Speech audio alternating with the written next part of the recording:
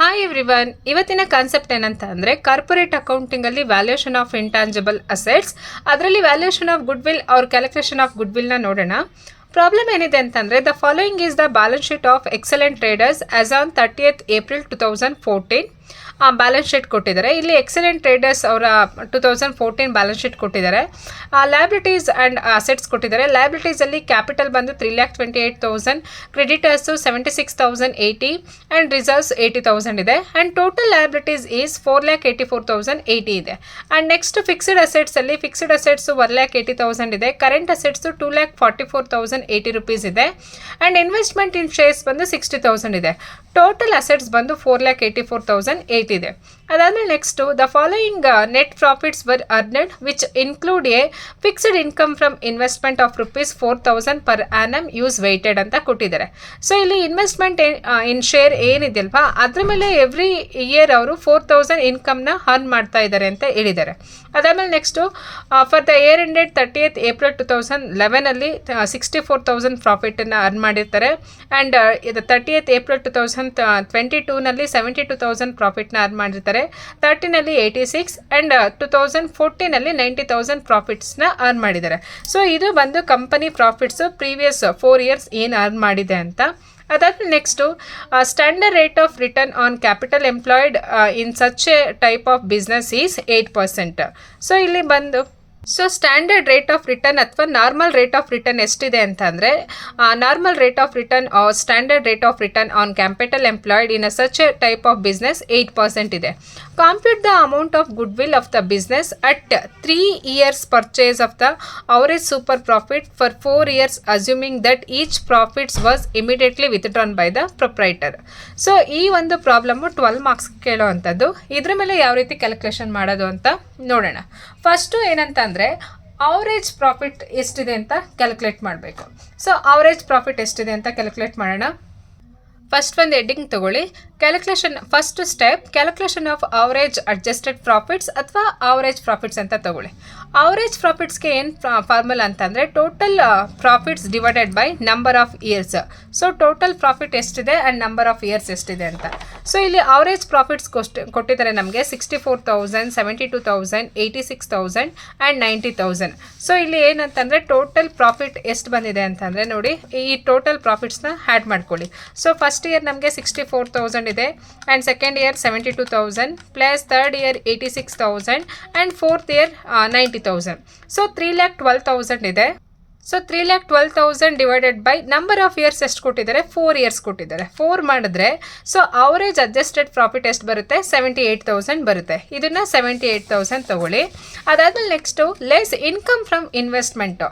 Income from investment ಬಂದು ನಾನ್ trading income. So ನಾವು sales ಮಾಡಿದಾಗ ಬರೋ ಪ್ರಾಫಿಟ್ ಬೇರೆ, ಇಲ್ಲಿ ಇನ್ಕಮ್ ಇನ್ವೆಸ್ಟ್ಮೆಂಟಿಂದ ಬಂದಿರೋ ಇನ್ಕಮ್ನ ಲೆಸ್ ಮಾಡ್ತೀವಿ because this is the non trading income. So interest on income ಎಷ್ಟು ಬಂದಿದೆ ಅಂತ ಇಂಟ್ರೆಸ್ಟ್ ಆನ್ ಇನ್ವೆಸ್ಟ್ಮೆಂಟ್ ಎಷ್ಟು ಬಂದಿದೆ ಅಂದರೆ 4,000 ಬಂದಿದೆ, ಅದನ್ನು ಲೆಸ್ ಮಾಡ್ತೀವಿ. 78,000 4,000ನ ಲೆಸ್ ಮಾಡಿದ್ರೆ ಅವರೇಜ್ ಅಡ್ಜಸ್ಟೆಡ್ ಪ್ರಾಫಿಟ್ಸ್ ಬಂದು 74,000 ಆಗುತ್ತೆ. ಸೊ ಇದು step 1 calculated. And next step 2ನಲ್ಲಿ calculation of normal profits. Normal ಪ್ರಾಫಿಟ್ಸ್ನ ಯಾವ ರೀತಿ ಕ್ಯಾಲ್ಕುಲೇಟ್ ಮಾಡ್ತೀವಿ ಅಂತಂದರೆ ಫಸ್ಟು ನಾವು ಏನಂತಂದರೆ capital employed by net assets ಮೆಥಡನ್ನು ಕ್ಯಾಲ್ಕುಲೇಟ್ ಮಾಡಬೇಕು. ಬಿಕಾಸ್ ಇಲ್ಲಿ ಪ್ರಾಬ್ಲಮಲ್ಲಿ ಬ್ಯಾಲೆನ್ಸ್ ಶೀಟ್ ಕೊಟ್ಟಿದ್ದಾರೆ, ಅಸೆಟ್ಸ್ ಮತ್ತು ಲಯಬಿಲಿಟೀಸ್ ಕೊಟ್ಟಿದ್ದಾರೆ. ಹಾಗಾಗಿ ನಾವು ನೆಟ್ ಅಸೆಟ್ಸ್ ಮೆಥಡ್ನ ಕ್ಯಾಲ್ಕುಲೇಷನ್ ಮಾಡಬೇಕು. Capital employed by net assets method ಅಂತ ಹೆಡ್ಡಿಂಗ್ ತಗೊಳ್ಳಿ, particulars amount. So net assets method ಅಂತಂದರೆ ವೆರಿ ಈಸಿ. ಟೋಟಲ್ ಅಸೆಟ್ಸಿಂದ ಟೋಟಲ್ ಲಯಬಿಲಿಟೀಸ್ನ ಲೆಸ್ ಮಾಡಿ. ಸೊ ಇಲ್ಲಿ ಟೋಟಲ್ ಅಸೆಟ್ಸ್ ಎಷ್ಟಿದೆ ನೋಡಿ, ಫಿಕ್ಸ್ಡ್ ಅಸೆಟ್ಸ್ ಇದೆ, ಕರೆಂಟ್ ಅಸೆಟ್ಸ್ ಇದೆ, ಇನ್ವೆಸ್ಟ್ಮೆಂಟ್ ಬೇಡ, ಬರೀ ಅಸೆಟ್ಸ್ ಮಾತ್ರನೇ ತಗೊಳ್ಳಿ.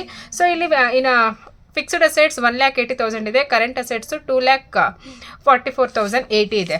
ಸೊ ಟೋಟಲ್ ಮಾಡಿದ್ರೆ ಎಷ್ಟು ಬರುತ್ತೆ ಅಂದರೆ ಸೊ ಇಲ್ಲಿ 1,80,000 ಪ್ಲಸ್ 2,44,080 ರೂಪೀಸ್ ಟೋಟಲ್ ಮಾಡಿದ್ರೆ 4,24,080 ರೂಪೀಸ್ ಬಂದು ಇದು ಟೋಟಲ್ ಅಸೆಟ್ಸು. ಸೊ ಏನಂತಂದರೆ ಇದು ಟೋಟಲ್ ಅಸೆಟ್ಸ್. ಅದರಲ್ಲಿ ಲಯಬಿಲಿಟೀಸ್ನ ಲೆಸ್ ಮಾಡಿ. ಲಯಬಿಲಿಟೀಸ್ ನೋಡಿ ಏನೇನು ಕೊಟ್ಟಿದ್ದಾರೆ ಅಂತಂದರೆ ಕ್ಯಾಪಿಟಲ್ ಲಯಬಿಲಿಟೀಸ್ ಬರಲ್ಲ, ಕ್ರೆಡಿಟರ್ಸ್ ಬರುತ್ತೆ ಆ್ಯಂಡ್ ರಿಸರ್ವ್ಸ್. ಸೊ ಇಲ್ಲಿ ಕ್ರೆಡಿಟರ್ಸ್ ಮಾತ್ರನೇ ಲಯಬಿಲಿಟಿ, ಅದೊಂದು ತೊಗೋಬೇಕು. ಸೊ ಲಯಬಿಲಿಟೀಸ್ ಎಷ್ಟಿದೆ ಅಂತಂದರೆ 76,080 ರೂಪೀಸ್ ಇದೆ. ಸೊ ಟೋಟಲ್ ಅಸೆಟ್ಸಲ್ಲಿ 76,080 80 rupeesನ ಲೆಸ್ ಮಾಡಿ. ಅವಾಗ ಎಷ್ಟು ಬರುತ್ತೆ? 3,48,000 is the normal profit. So ಇದು ನಾರ್ಮಲ್ ಪ್ರಾಫಿಟ್ಗೆ ಇನ್ನೊಂದು ಆ್ಯಡ್ ಮಾಡಬೇಕು. ಸೊ ಈ ನಾರ್ಮಲ್ ಪ್ರಾಫಿಟ್ಸಲ್ಲಿ ನಮಗೆ ಅಡ್ಜಸ್ಟೆಡ್ ಅವರೇಜ್ ಕ್ಯಾಪಿಟಲ್ ಎಂಪ್ಲಾಯ್ಡನ್ನು ಫೈಂಡ್ ಔಟ್ ಮಾಡಬೇಕು. ಹಾಗಾಗಿ ಏನಂತಂದರೆ ಇದು ಆ್ಯಕ್ಚುಲಿ ಫಾರ್ಮುಲಾದಲ್ಲೇ ಇದೆ, ನಾನು ಪ್ರೀವಿಯಸ್ ವಿಡಿಯೋದಲ್ಲೂ ಹೇಳಿದ್ದೀನಿ. ಸೊ ಈ ಟೋಟಲ್ ಅಸೆಟ್ಸಿಂದ ಲಯಬಿಲಿಟೀಸ್ನ ಲೆಸ್ ಮಾಡಾದ್ಮೇಲೆ ಈ ಅಮೌಂಟಲ್ಲಿ ಏನು ಬರುತ್ತಲ್ವಾ, ಸೊ ಇದರಿಂದ ನಾವು ಲೆಸ್ ಆಫ್ ಕರೆಂಟ್ ಇಯರ್ ಪ್ರಾಫಿಟನ್ನು ಲೆಸ್ ಮಾಡಬೇಕು. ಸೊ ಕರೆಂಟ್ ಇಯರ್ ಪ್ರಾಫಿಟ್ ಅಂದರೆ ಎಷ್ಟು? 90,000 ಇದೆ. ಈ 90,000ಅಲ್ಲಿ ಆಫ್ ಪ್ರಾಫಿಟ್ನ ಲೆಸ್ ಮಾಡಬೇಕು. 90,000ಅಲ್ಲಿ 4,000 income on investment every year ಬರುತ್ತೆ. ಸೊ 90,000ಅಲ್ಲಿ 4,000 ಲೆಸ್ ಮಾಡಿದ್ರೆ 86,000 ಬರುತ್ತೆ. 86,000ಅಲ್ಲಿ ಆಫ್ ಅಮೌಂಟ್ ತೊಗೊಳ್ಳಿ. ಸೊ ಟೋಟಲ್ಲು 90,000 ಬಂದು ಲಾಸ್ಟ್ ಇಯರ್ ಪ್ರಾಫಿಟ್ಟು. ಸೊ ಇಲ್ಲಿ ಕೊಟ್ಟಿದ್ದಾರೆ 90,000 ಲಾಸ್ಟ್ ಇಯರ್ ಪ್ರಾಫಿಟ್ಟು. ಅದರಲ್ಲಿ ಇನ್ಕಮ್ ಫ್ರಮ್ ಇನ್ವೆಸ್ಟ್ಮೆಂಟು 4,000 ಲೆಸ್ ಮಾಡಿ. ಸೊ ಅವಾಗ ಎಷ್ಟಾಗುತ್ತೆ? 86,000 ಆಗುತ್ತೆ.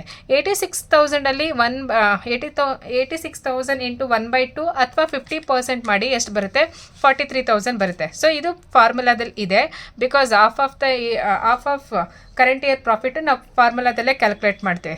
ಸೊ ಈಗ 3,48,000 ಇಂದ 3,48,000 ಮೈನಸ್ 43,000ನ ಲೆಸ್ ಮಾಡಿದ್ರೆ ಎಷ್ಟು ಬರುತ್ತೆ? 3,05,000 is the average capital employed. So ಈಗ ಅವರೇಜ್ ಕ್ಯಾಪಿಟಲ್ ಎಂಪ್ಲಾಯ್ಡ್ ಸಿಕ್ತು. ಅವರೇಜ್ ಕ್ಯಾಪಿಟಲ್ ಎಂಪ್ಲಾಯ್ಡ್ ಅಂತ ಅಂದರೆ ನಾವು ಟೋಟಲ್ ಇನ್ವೆಸ್ಟ್ಮೆಂಟ್ಸಿಂದ ಎಷ್ಟು ಲಯಬಿಲಿಟೀಸ್ ಅಂದರೆ ಟೋಟಲ್ ಅಸೆಟ್ಸಿಂದ ಲಯಬಿಲಿಟೀಸ್ನ ಲೆಸ್ ಮಾಡಿದ್ರೆ ಬರೋವಂಥ ಅಮೌಂಟು. ಅದಾದಮೇಲೆ ನೆಕ್ಸ್ಟ್ ಈಗ ನಾರ್ಮಲ್ ಪ್ರಾಫಿಟ್ಸ್ಗೆ ಏನು ಫಾರ್ಮುಲಾ ಅಂತಂದರೆ average capital employed into normal rate of return divided by 100. So ಇಲ್ಲಿ ಕೊಟ್ಟಿದ್ದಾರೆ ಅವರೇಜ್ ಕ್ಯಾಪಿಟಲ್ ಎಂಪ್ಲಾಯ್ಡ್ ನಮಗೆ 3,05,000 ಬಂತು. And normal rate of return ಪ್ರಾಬ್ಲಮಲ್ಲೇ ಕೊಟ್ಟಿದ್ದಾರೆ.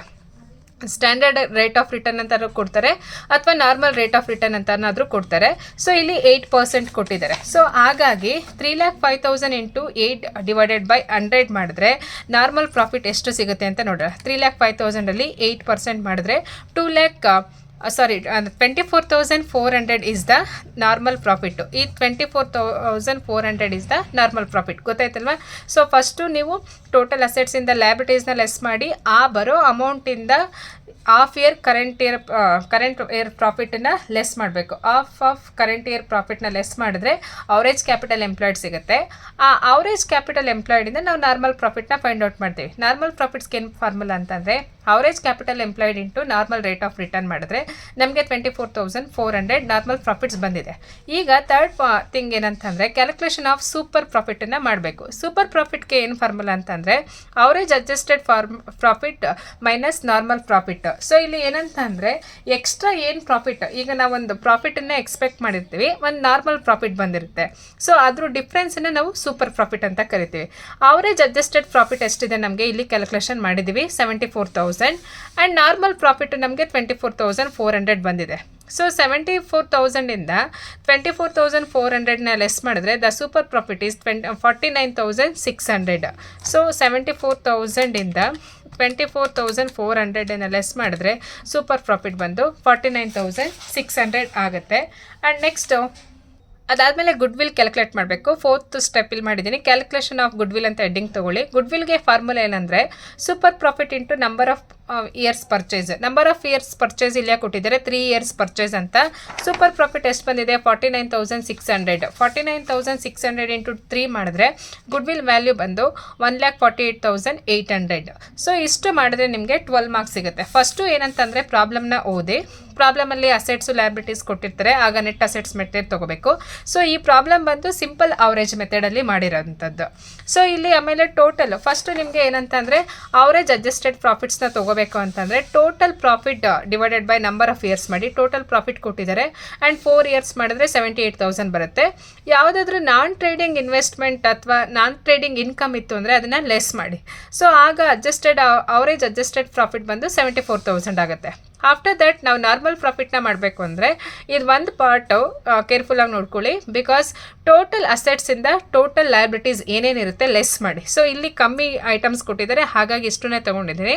ನಿಮಗೆ ಬೇರೆ ಪ್ರಾಬ್ಲಮಲ್ಲಿ ಎಕ್ಸ್ಟ್ರಾ ಐಟಮ್ಸ್ ಇತ್ತು ಅಂತಂದರೆ ಟೋಟಲ್ ಅಸೆಟ್ಸಲ್ಲಿ ಮಾರ್ಕೆಟ್ ವ್ಯಾಲ್ಯೂ ಅಸೆಟ್ಸ್ನ ತೊಗೋಬೇಕು. ಇಲ್ಲ ಅಡ್ಜಸ್ಟ್ಮೆಂಟ್ ಏನು ಕೊಟ್ಟಿಲ್ಲ, ಹಾಗಾಗಿ ಬ್ಯಾಲೆನ್ಸ್ ಶೀಟಲ್ಲಿ ಇರೋದನ್ನೇ ತೊಗೊಂಡಿದ್ದೀನಿ.